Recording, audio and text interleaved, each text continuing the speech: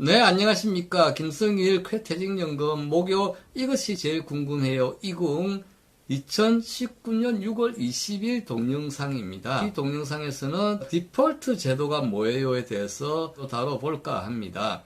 요사이 퇴직연금제에 관심이 있으신 분이나 신문을 접하시게 되면 디폴트 하는 말이 많이 나옵니다. 여기에 대해서 우리 가입자나 모집인 여러분들이 이해를 하시는 것이 필요할 것 같습니다.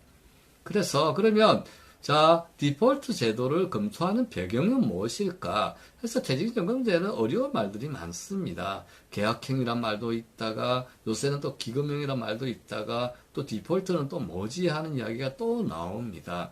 그래서 이 디폴트 제도를 이해하는 것이 필요한데요. 그러면 디폴트 제도를 왜 검토할까라는 것에 대해서 의문을 가지고 보면은 제일 처음은 저조한 수익률입니다. 현재 계약형 제도 하에서 퇴직연금 자산 운용에 대한 책임이 가입자 또는 사용자한테 있습니다.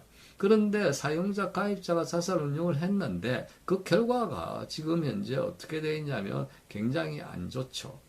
그래서 건재 수익률을 따져보면 2018년 수익률이 1.01%라 그러고 2017년 수익률이 1.88%라 그럽니다. 그 물가 상승률이 1.5% 정도 되니까 물가 상승도 못 따라가는 수익률을 올리고 있는 것이 퇴직연금 제도, 에이 나쁜 제도 이렇게들 생각하게 됩니다. 그런데 이제 퇴직연금 제도 자체에 대해서 제가 월칼에서도 한번 말씀을 드렸지만 수익률이 그렇게 나쁘지 않습니다. 제도 자산 운용을 잘 하게 되면 나쁘지 않는데 지금 수익률에 금리, 원리금 보장 상품을 포함시켜서 수익률을 계산하니까 이렇게 1.01, 1.88 이런 수치가 나오는데요. 실적 배당형 상품과 원리금 보장 상품을 분리해서 투자 수익률을 따져보면 다른 결과가 나옵니다만 본 동영상에는 디폴트 제도를 설명하는 동영상이기 때문에 그 내용은 다른 동영상에서 다루도록 하겠습니다. 하여튼 매우 저조한 퇴직연금 수익률을 어떻게 극복할 것인가 하는 그 일환으로 디폴트 제도가 검토되게 됩니다. 또한 퇴직연금 제도 수익률 나쁜 원인을 찾아보니 이와 같이 운용 방법에 있어서 90% 이상이 원리금 보장 상품으로 운용을 했다 이겁니다. 원리금 보장 금리가 제도 도입 초기 당시 사업자들이 과당 경쟁 속에서 금리, 확정금리를 심지어 9%까지 준 적도 있는데 지금 현재는 어떻습니까? 1% 대이잖아요. 1% 대인데도 우리 가입자들이 이 자산운용 방법을 변경을 못합니다. 그래서 디폴트 제도를 통해서 이를 개선하고자 하는 것이 그 목적입니다. 그러면 원리금 보장 상품에 우리 가입자들이 치중하는 원인부터 한번 따져봐야 되겠죠. 그 원인을 따져보니 환경적 요인으로는 우리 퇴직연금 가입자들이 운용에 대해서 퇴직연금은 투자인데 투자에 대해서 경험이 없습니다. 지식이 낮습니다. 그런데 투자를 하라고 하니 방법은 뻔하지 않습니까? 그래 원금이라도 까먹지 말아야지 하니까 90%가 원리금 보장 상품으로 운용하게 되는데 문제는 원리금 보장 상품 금리가 갈수록 하락한다는 겁니다. 향후 돈에 대한 수요가 높아질 가능성이 거의 없어 보입니다. 그렇다면 금리는 지금 수준에서 왔다 갔다 할 수도 있겠죠. 그렇기 때문에 원리금 보장 상품으로 투자를 한다, 자산 운용을 한다. 이것은 결국 물가 상승률 따라잡기도 급급한 그런 방법일 수밖에 없습니다. 그리고 또 환경적 요인을 찾아보면 퇴직연금 도입 초반 아까 말씀드린 과당 경쟁에 의한 역마진 고금리를 주었던데 우리 가입자들이 좀 익숙되어 있는 면도 없으나마 있습니다. 있고요. 그 다음에 2008년도에 서프라임 사태 났을 때 공포적이었죠. 그러면서 투자에 대해서 공포감이 생겼습니다. 그래서 이런 트라우마가 작용해서 투자는 위험한 것이라는 그런 생각이 지배하기 때문에 원리금으로 그냥 원금이라도 지키자 이런 분위기가 팽배하죠. 그리고 근로자의 자산 운용이나 노후 설계에 대한 정보가 없습니다. 우리가 사실 퇴직연금 제도가 지금 15년 차인데요.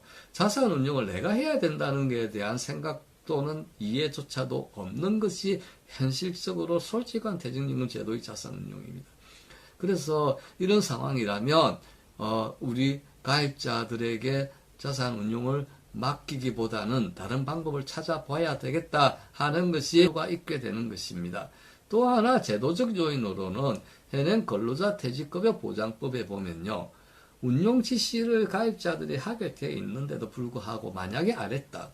그러면 다 원리금 보장 상품으로 운용이 되게끔 되어 있습니다. 그래서 실적 배당형 상품이 끼어들 여지를 원천 차단되어 있던 그런 상황에서 원리금 보장 상품 운용 지시가 없을 경우에는 원리금 보장 상품으로 가는 이것도 제도적 문제일 수가 있습니다. 그래서 실적 배당형 상품 운용이 그러면 왜 필요한가 해서 실적 배당형 상품은 사실은 위험하죠. 위험이라는 것에 대해서 우리가 잘 알고 있습니다. 하지만 위험은 피해야 되는 것일까요? 아니죠. 합리적으로 받아들이고 그것을 이용하다기보다는 그것을 통제하면서 수익을 창출하는 것이 지금 자본주의를 사는 사람들의 숙제입니다. 그런데 퇴직연금 투자는 실적 배당형 상품으로 이용해도 크게 위험하지 않는 이유가 바로 장기 투자입니다. 즉 단기적으로 등락은 반드시 있습니다. 물론 장기적으로 등락은 있겠죠. 하지만 퇴직연금 같은 경우에는 회사에 다니는 동안 55세 이전에는 별일이 없으면 계속 유지를 하면서 자산운용을 하잖아요. 이건 장기 투자죠. 장기 투자를 통해서 단기에 생기는 위험을 어느 정도 안정화시키고 목표 수익률을 달성할 수 있는 구조가 있습니다. 그래서 장기 투자를 통해서 단기 투자가 가지는 불안정성을 어느 정도 안정화시킬 수 있습니다. 그래서 퇴직연금 실질 배당형 상품은 퇴직연금이 가지고 있는 장기 투자 속성을 이용하고 그 다음에 분산 투자, 퇴직연금은 현재는 펀드에 투자하게 되어 있습니다. 직접 투자를 DB형 외에는 할 수가 없잖아요. 그러면 분산 투자가 일종의 분산 투자가 이루어지고 있고 그리고 또 그 제도에서 자산운용 대상 상품들이 다양하게 있습니다. 그 다양한 상품을 이용해서도 분산 투자를 할 수가 있습니다. 그래서 자산의 유형과 개수를 증가하는 거 한 곳에만 집중적으로 투자하고 분산시키는 그런 제도 기능을 가지고 있습니다. 그래서 장기 투자와 분산 투자를 통해서 실적 배당형 상품을 운용할 경우에는 우리 가입자들 생각하는 그런 만큼의 큰 위험이 있지 않습니다. 그리고 장기 투자, 분산 투자를 통해서 충분한 수익률을 올릴 수 있는 방법이 있습니다. 단지 우리가 위험 공포 때문에 못하고 있을 뿐입니다. 그래서 디폴트 제도를 요약하면 핵심은 금융지식의 부족으로 퇴직연금 자산운용 능력이 부족하신 분들한테 대해서 가입자의 합리적 선택을 도와주고 그 다음에 원리금 보장형 상품에 지중된 현행퇴직금 자산운용 형태를 개선해보자 하는 것입니다.